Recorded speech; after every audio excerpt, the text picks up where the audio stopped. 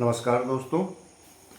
उत्तर प्रदेश राज्य विश्वविद्यालय केंद्रीय सेवा सहायक कुलसचिव असिस्टेंट रजिस्ट्रार परीक्षा 2024 की तैयारी में सामान्य अध्ययन जो प्रथम प्रश्न पत्र है उसके एक टॉपिक भारतीय राजनीतिक व्यवस्था के अंतर्गत आज हम संविधान की महत्वपूर्ण विशेषताओं पर चर्चा करेंगे।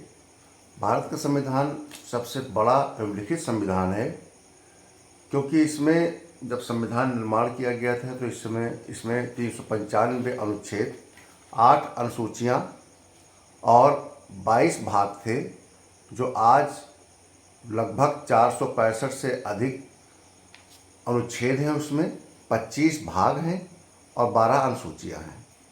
तो यह विश्व का सबसे बड़ा लिखित संविधान है। हमारे भारतीय संविधान में विभिन्न देशों से महत्वपूर्ण तत्वों को लिया गया है। अमेरिका, ब्रिटेन, रसिया, जर्मनी, फ्रांस आदि देशों से विभिन्न चीज़ों को, जो विभिन्न संविधानों की क्वालिटीज़ हैं, उसमें हमने समाहित किया है। इसीलिए हमारा संविधान काफ़ी विशद हो गया है। जैसे कि ब्रिटेन से हमने पार्लियामेंट्री डेमोक्रेसी लिया है, प्रिविलेज लिया है। आपका ब्रिटेन से हमने सॉवरेनिटी ऑफ पार्लियामेंट लिया है, cabinet system, rules of law और एकल नागरिकता, ये हमने ब्रिटेन से लिया है। अमेरिका से हमने मौलिक अधिकार, जुडिशल रिव्यू यानी कि न्यायिक पुनरावलोकन जिसको कहते हैं, इम्पीचमेंट मोशन, राष्ट्रपति के विरुद्ध जो महाभियोग प्रस्ताव लाया जाता है, सुप्रीम कोर्ट, हाई कोर्ट जजों को हटाने की प्रक्रिया, ये हमने अमेरिका से लिया है। आयरलैंड से directive principle of state policy, नीति निर्देशक तत्वों को ग्रहण किया है। इसके अलावा हमने आयरलैंड से राज्यसभा में जो सदस्य नॉमिनेट होते हैं उनको ग्रहण किया है। ऑस्ट्रेलिया से हमने समवर्ती सूची प्राप्त किया है। समवर्ती सूची का से संघ और राज्य के अलावा एक ऐसी सूची जिससे केंद्र और राज्य दोनों कानून बना सकते हैं, और यदि दोनों के कानून में कोई मतभेद उत्पन्न होता है तब संघ का कानून मान्य होगा। कनाडा से हमने फेडरल सिस्टम लिया है। इसके अलावा सोवियत यूनियन यानी कि आज का जो रूस है, उससे हमने मूल कर्तव्यों को ग्रहण किया है, जो कि 42वें संविधान संशोधन द्वारा स्वर्ण सिंह की जो समिति थे उसने रिकमेंड किया था। तब हमने फंडामेंटल ड्यूटीज़ को लिया था। जब भारतीय संविधान निर्मित किया गया था उस समय फंडामेंटल ड्यूटीज़ हमारे मूल संविधान में नहीं थी। फ्रांस से हमने लिबर्टी, इक्वलिटी, फ्रेटर्निटी लिया है। और साउथ अफ्रीका से संविधान को संशोधन करने की प्रक्रिया ग्रहण किया है। इस प्रकार से विभिन्न स्रोतों से हमारा संविधान निर्माण हुआ है। हमारे संविधान की एक विशेषता एकात्मक के साथ साथ संघीय व्यवस्था है, यानी कि केंद्र और राज्य मिलकर काम करते हैं। इन दोनों के बीच में कार्यों का बंटवारा है, लेकिन विपरीत परिस्थितियों में ये शक्तियाँ केंद्र में निहित हो जाती हैं। इसलिए एकात्मक और संघीय व्यवस्था भी है।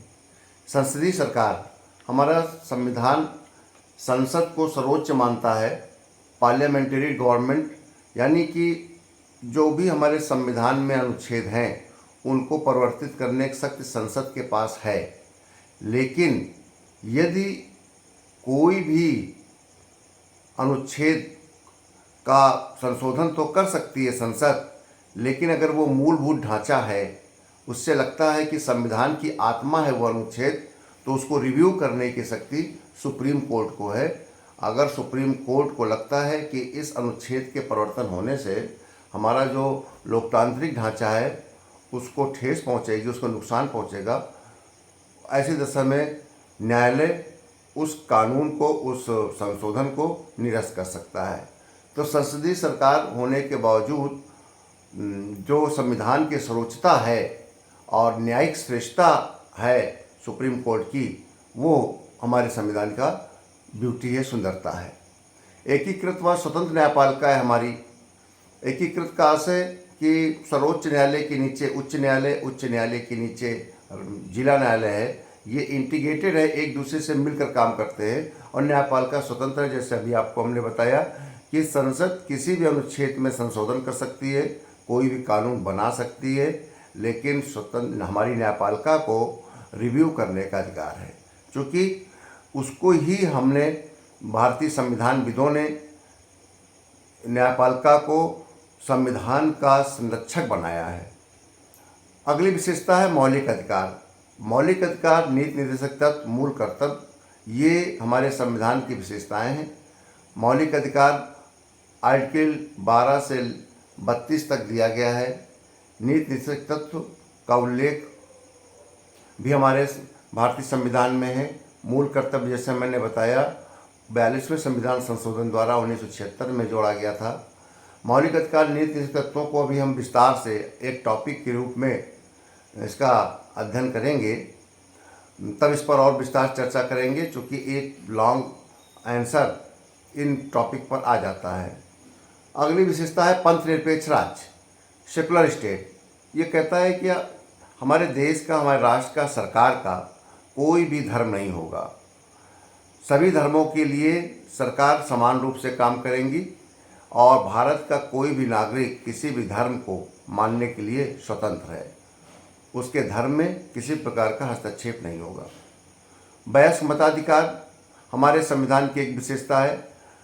हमने 21 वर्ष के आयु प्राप्त करने वाले समस्त बालिग वयस्क व्यक्तियों को मत देने का अधिकार दिया है, लेकिन 1989 में 61वें संविधान संशोधन द्वारा 21 वर्ष की आयु को घटाकर 18 वर्ष कर दिया गया था।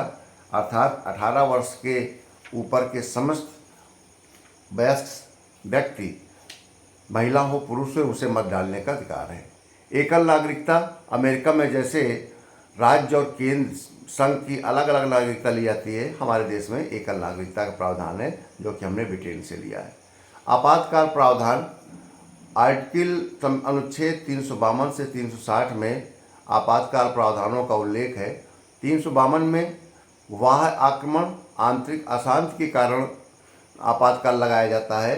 356 में राज्यों में आपातकाल या राष्ट्रपति शासन है, जब राज्यपाल को ऐसा लगता है कि संबंधित राज्य की सरकार विधि व्यवस्था के अनुसार, कानून व्यवस्था के अनुसार अपने कार्यों को करने में असमर्थ है, तब राज्यपाल राष्ट्रपति को अपनी रिपोर्ट प्रस्तुत करते हैं और उस रिपोर्ट के आधार पर राष्ट्रपति राष्ट्रपति शासन लगाने का आदेश देते हैं।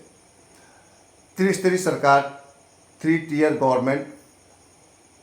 1992 में हमारे 73वें 74वें संविधान संशोधन द्वारा पंचायती राज एवं नगरीय निकाय अधिनियम पारित करके पंचायती राज की त्रिस्तरीय व्यवस्था का गठन किया गया था।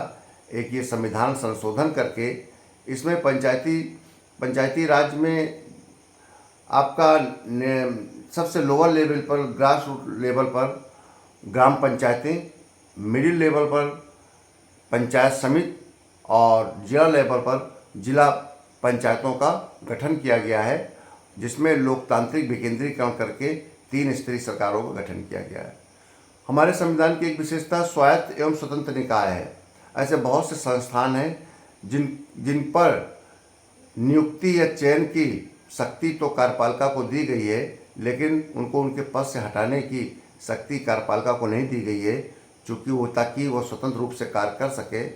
इसके लिए पार्लियामेंट में, संसद में प्रस्ताव पारित करके महाभियोग लगाकर एक प्रक्रिया पूरी करने के पश्चात लोकसभा और राज्यसभा बहुमत से, 2/3 बहुमत से जब उनको हटाने का प्रस्ताव पारित करते हैं, उसी दशा में वो पदाधिकारी अपने पद से हटते हैं। इन स्वायत्त एवं स्वतंत्र निकायों में भारत का नियंत्रक महालेखा परीक्षक, भारत सरकार के केंद्रीय निर्वाचन आयोग, सुप्रीम कोर्ट, हाई कोर्ट के जजेज एवं लोक सेवा संघ लोक सेवा आयोग के अध्यक्ष एवं सदस्य आदि होते हैं।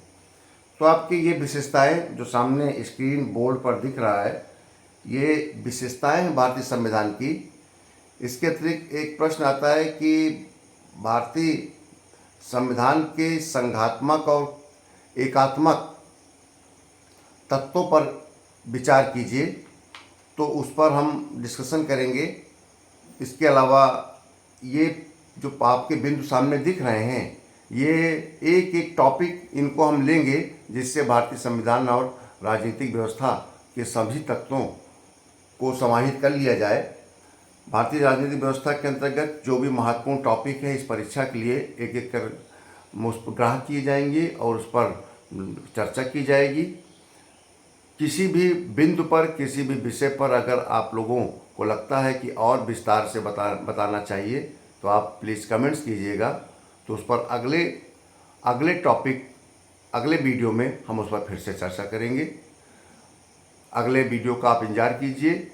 उत्तर प्रदेश राज्य विश्वविद्यालय केंद्रीय सेवा की परीक्षा का फॉर्म अंतिम तिथि 28/9/24 है। आप शीघ्र से शीघ्र upsc.up.nic.in में लॉगिन करके फॉर्म को भर दें और इस परीक्षा की तैयारी के साथ अपने आप को जोड़ा रखें। धन्यवाद।